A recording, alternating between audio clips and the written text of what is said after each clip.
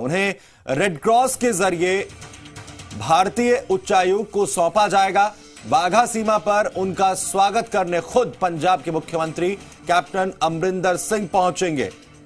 तो पूरा हिंदुस्तान जिस वीर बहादुर का इंतजार कर रहा है वो आज हिंदुस्तान पहुंचेंगे। अभिनंदन का स्वागत करने के लिए, उनका अभिनंदन करने के लिए पूरा देश तैयार है। वाघा बॉर्डर के जरिए भारतीय सीमा में प्रवेश होगा विंग कमांडर अभिनंदन का। जिस तरीके के हालात हिंदुस्तान और पाकिस्तान के बीच में इस वक्त तनावपूर्ण के बने हुए हैं, उसमें जो शौर्य है वो अभिनंदन का, वो किस तरीके से हिंदुस्तान ने देखा और आज अभिनंदन वापस लौट रहे हैं।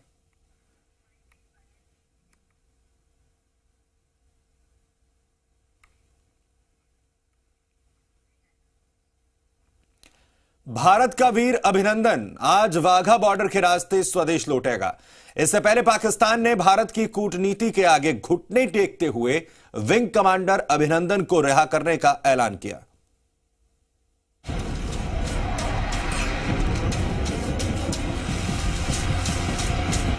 That Pakistan Air Force aircraft targeted military installations.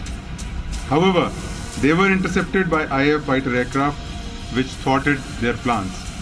Although PAF bombs have fallen in Indian Army formation compounds, however, they were unable to cause any significant damage to our military installations due to a swift IAF response. Hindustan की हुंकार ने पाकिस्तान की हवाइयां उड़ा दी। आसमान से लेकर जमीन तक 3 दिन से हर मोर्चे पर मुंह की खा रहा पाकिस्तान घुटनों पर आ गिरा। बर्बादी से बचने के लिए पाकिस्तानी संसद ने अभिनंदन की आजादी पर मुहर लगा दी। पाकिस्तान के प्रधानमंत्री इमरान खान ने संसद में ऐलान किया, भारतीय पायलट अभिनंदन को रिहा करेंगे। अब बस कुछ पहर का इंतजार। पूरा हिंदुस्तान अपने वायुवीर की अभिनंदन के लिए तैयार है। हिंदुस्तान का पायलट हमने पकड़ा हुआ है। हम एज ए पीस जेस्टर हम उसको रिहा करने लगे हैं हिंदुस्तान को वापस। आप तो लेबोरेटरी में जिंदगी गुजारने वाले लोग हैं और आप में एक पहले पायलट प्रोजेक्ट करने की परंपरा होती है और पायलट प्रोजेक्ट होने के बाद स्केलेबल किया जाता है। तो अभी एक पायलट प्रोजेक्ट हो गया।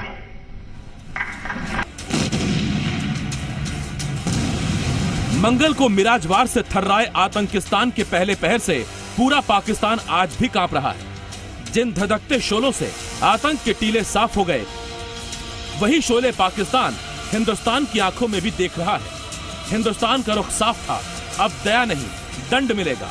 हर नापाक मंसूबा खंड खंड होगा। न कंधार जैसी कूटनीति चलेगी, न शर्त वाली सुरंग बिछेगी। इस समय देश की भावनाएं एक अलग स्तर पर है। देश का वीर जवान सीमा पर और सीमा के पार भी अपना पराक्रम दिखा रहा है। पूरा देश आज एक है और हमारे जवानों के साथ खड़ा है। हिंदुस्तान ने पाकिस्तान के हाथ विकल्पों से खाली कर दिए। सिर्फ एक सीधी और सदी हुई लकीर खींची। बर्बादी के बवंडर से बचना है तो 2 रास्तों पर राजीनामा चाहिए, अभिनंदन की रिहाई और आतंक का अंत। अब पाकिस्तान ने वायुवीर की रिहाई पर तो हामी भर दी है, मगर आतंक पर एक्शन अभी बाकी है। कि न ये देश रुकेगा, न देश की प्रगति थमेगी।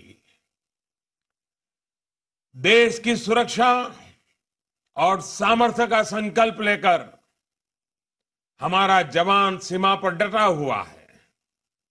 हम सब पराक्रमी भारत के नागरिक हैं, इसलिए हम सबको भी सिपाही बनकर देश की समृद्धि और देश में सौहार्द के लिए दिन रात एक करना होगा और यह हमारी पहली जिम्मेवारी है। इतिहास गवाह है, पाकिस्तान ने जितनी बार भी जंग शुरू की खत्म भारत ने की। सरेंडर मोड में आकर शर्म से झुकना पड़ा। इतिहास के अक्स में उतरी यही ताकीद पाकिस्तान को खौफ में भर रही है। बहरहाल सारा देश भारत के शूरवीर का अभिनंदन कर रहा है, वो अभिनंदन जिसने पाकिस्तान के हाईटेक लड़ाकू विमान को अपने शौर्य से पिघला दिया, और अब वो शेर शिकार से लौटने वाला है। ब्यूरो रिपोर्ट, जी मीडिया। अब बात पाकिस्तान के झूठ की, जो बेनकाब हो गया। पड़ोसी मुल्क की ओर से विंग कमांडर अभिनंदन को छोड़े जाने की घोषणा के बाद भारत की तीनों सेनाओं ने गुरुवार शाम साझा प्रेस कॉन्फ्रेंस कर पाकिस्तान के झूठ को दुनिया के सामने रखा। इसके साथ ही तीनों सेनाओं ने स्पष्ट संकेत दिया कि हमारी लड़ाई आतंकवाद के खिलाफ है, और अगर पाकिस्तान आतंकियों को संरक्षण देना आगे भी जारी रखता है तो ऐसे एक्शन जारी रहेंगे।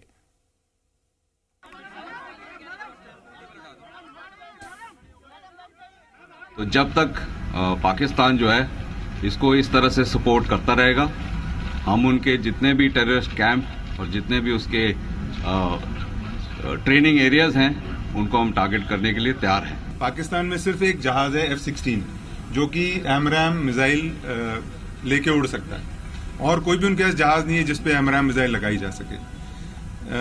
ये कि वो उस मिसाइल के टुकड़े राजौरी के ईस्ट में इंडियन टेरिटरी में पाए गए हैं, इसका मतलब है कि उन्होंने F-16 का यूज किया है।